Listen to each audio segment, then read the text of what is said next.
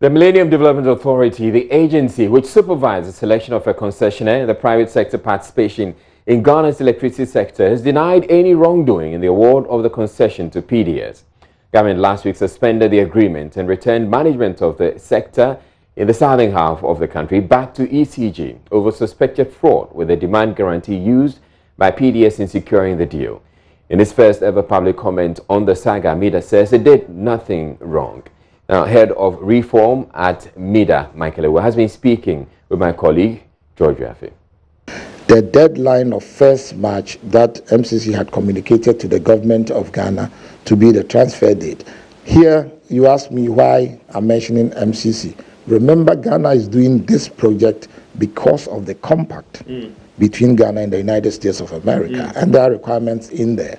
So it is important for us to understand that government had committed to announcing the major tariff review that was going to be after 1st March, and therefore we had to solve the problem in the best way possible. I get you that every stakeholder should have done his or a bit, but you are going along with regulations and laws. At that point in time, did you realize that if government doesn't do this, it would impact on whoever is managing the concession, and therefore we can cancel the process because they have not met that critical requirement? Listen, it has always been obvious to everybody in the process that there are conditions that at every stage we all must meet. But you don't set out a process to say that as soon as I have the slightest difficulty, I'm killing the process. When you are confronted with problems, you think about the best way to solve the problem. So in the absence of a major tariff review, the company could not approach any bank, but it came up with the idea that insurance guarantees are equally acceptable in transactions like this. And around the world, we have rules governing, we have rules governing how these transactions are processed. And the rules that govern banking transactions in this particular sense are the same rules that govern insurance guarantees. I get you said the normal business practice, but in your rules that was governing this, was there a provision that if there wasn't a debt guarantee, you can use the insurance to check the issues? Because that is what is being argued, and that you actually massage the process, and that's where we are having this problem now. We didn't massage the process. Let me explain it again. The transaction we had decided to do, all right? We had 45 conditions precedent. Now, in the agreement, in the transaction agreement, the parties also agreed that they had to meet the 45 conditions before transfer. They also agreed that if they are unable to meet the 45 conditions, they can either waive them or make them conditions subsequent. So it's not like we are setting aside any of the conditions, but the agreement made provision for how to deal with all of them. So it's not a question of massaging the process. But out of the 45 conditions precedent, close to the transfer date, 16 had not been fully met. We say 15 plus 1 because the other one was about 80% met. All right. So we MIDA and the rest of the stakeholders suggested to government that as for the guarantees, until they had been issued, we should not go ahead with the transfer. There are conditions precedent that we could make conditions subsequent, but for the guarantees, we could not go ahead until they had been issued, and therefore that was the solution we went for. We did not massage the process. Let's come to the bit about insurance. And again, did you ensure that all the required processes were followed to ensure that PDS didn't submit documents that were not 100% concluded in terms of even signatures and commitment? Well, I'm not a lawyer here, but I'll tell you how these things happen. Normally, if you would issue a guarantee to me, it's you going to, let's say, a bank or an insurance company to issue the guarantee.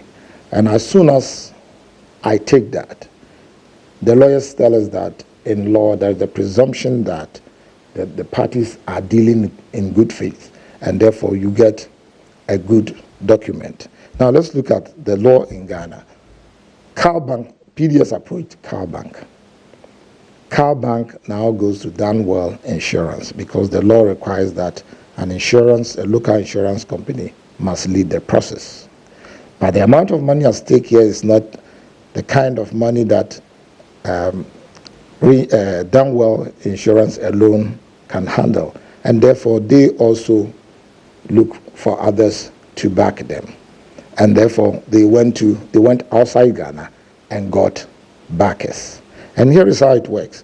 So far as PDS is concerned, the insurance has been issued between them and the companies in Ghana, but the committee, conditions precedent committee, which is not the conditions subsequent committee because they are still meeting and working together, ensured that to further protect Ghana, in this case, as I've told you, normally it would have been between PDS and the companies issuing the document to them in Ghana, ensured that in the provisions in the policy that was issued as the guarantee, ECG had direct access to Alkut, so that if there is any problem, they can go directly to Alkut to ask for their money and not to ask the companies locally here.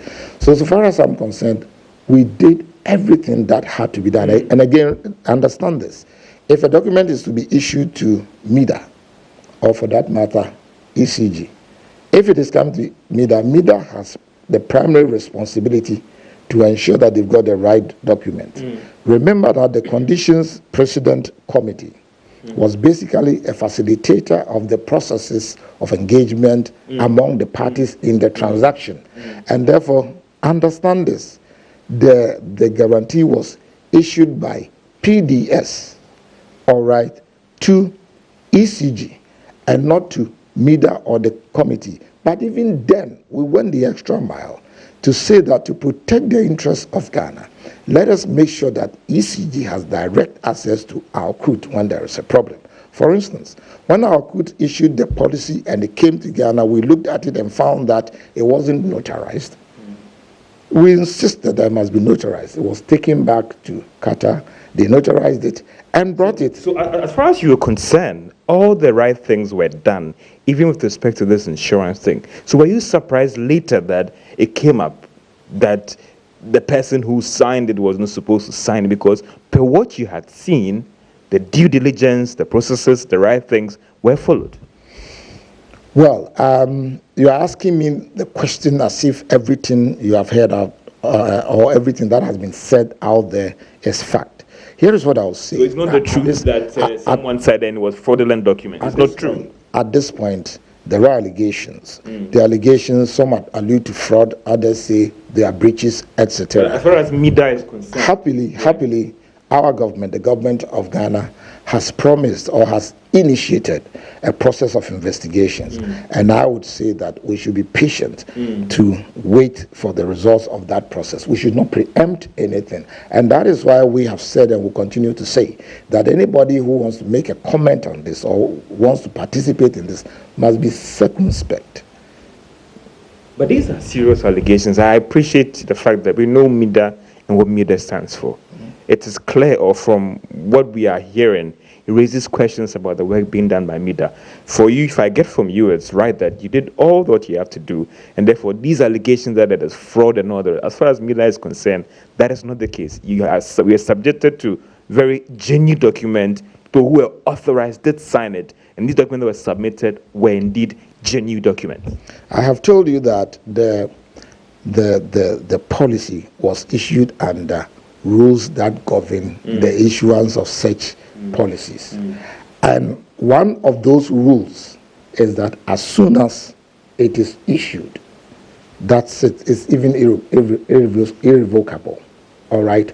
So as I have said, and I will repeat, we did everything right. And we went to every length to protect the interests of Ghana. However, let us all be patient and wait for the conclusion of the process that the government has begun. Do you think that the inability to review the tariffs again on the part of government affected PDS in getting the bank guarantee?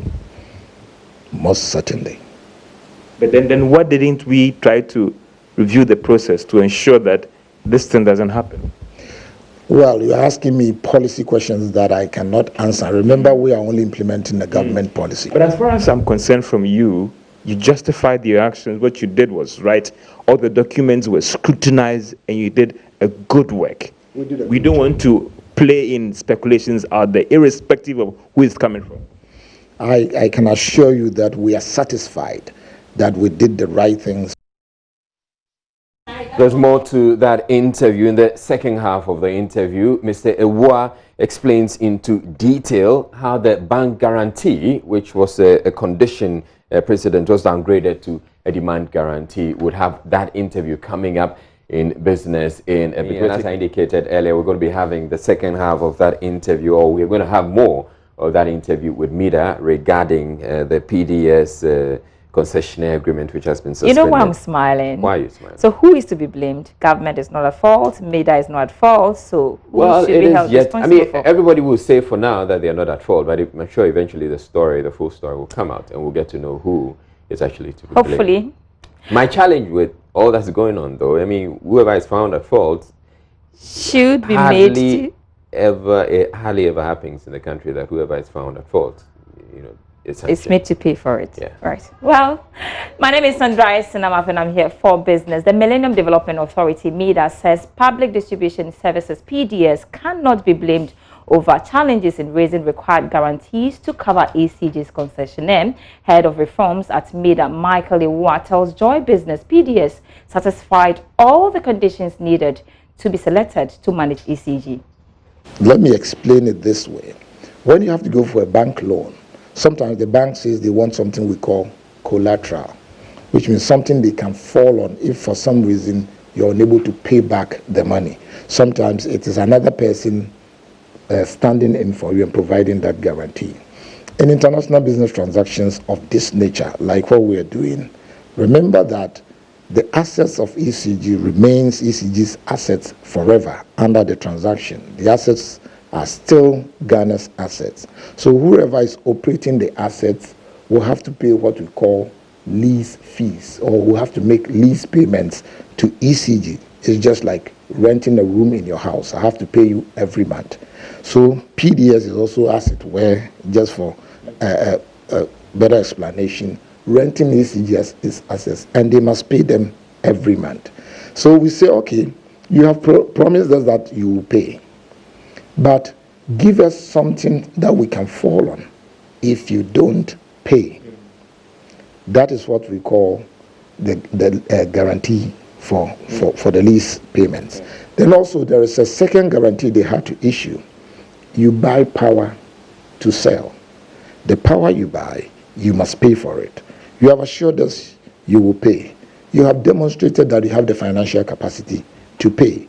But give us something that we can fall on if you are unable to pay.